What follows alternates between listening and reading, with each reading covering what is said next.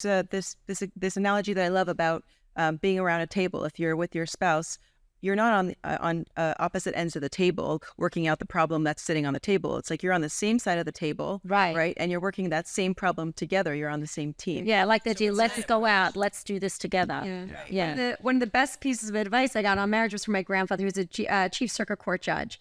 And one of the things he would say is attack the problem, not each other. And that's think about it. It's, it's way attack the problem. Right. Even if you have different ideas and you're defensive, okay, focus on the issue at hand, whatever that is. You're on a team.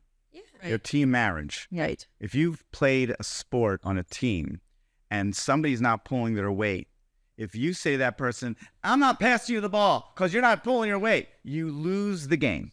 You lose. Right.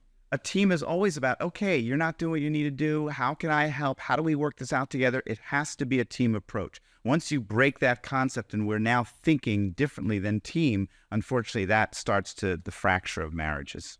Right. Yes. No, I think that's good. That's great. Yeah. Yeah. There's another question I actually didn't include it here, but I'm not even gonna we're not gonna answer that question, but it was about a spouse not being attracted to their significant other anymore, and it was a similar question. That's why we didn't include it here. It was like, whose problem is this? Mm-hmm. And so, and I was thinking about it. Well, if let's say a husband's not attracted to his wife anymore, maybe, I don't know, maybe they are much. I'm not going to say why.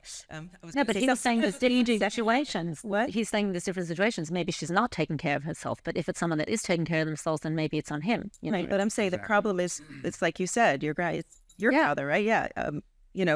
Let's tackle this problem together. Right. Whatever it is. Yeah. No matter what, it is hurtful for the other party to hear, oh, I'm not good enough. Do you know what I mean? So that's criticism. Yeah, if that's what they hear. Well, but you're also not saying it that way. Yeah. Right. You're not saying, oh, you're ugly. See, I get that. I hear that. Oh, well, she's doing it. She needs to do this. Nobody wants to hear criticism. Good enough the way I am. That's what they're going to say. Am I not good enough the way I am? Don't you love me for who I am? Yes. I love you for who you are. That's the answer. I love you for who you are. And we could continue the way we are. But, we are allowed to just want to grow and try to make things better within reason. Yeah. Right. But I go through life. I know this is hard for people. Maybe it's because, I just try to think that the godly aspect, realizing that I'm not just good as who I am. I'm supposed to be doing something. I'm supposed to be growing. Yeah.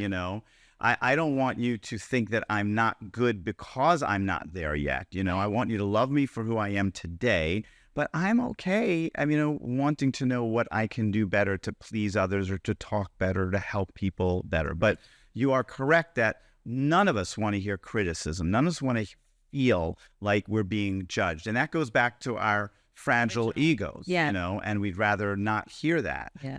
So it's really all about the way we say it. And it's also sometimes about, does it really make that big of a difference? Am I focusing on the wrong things?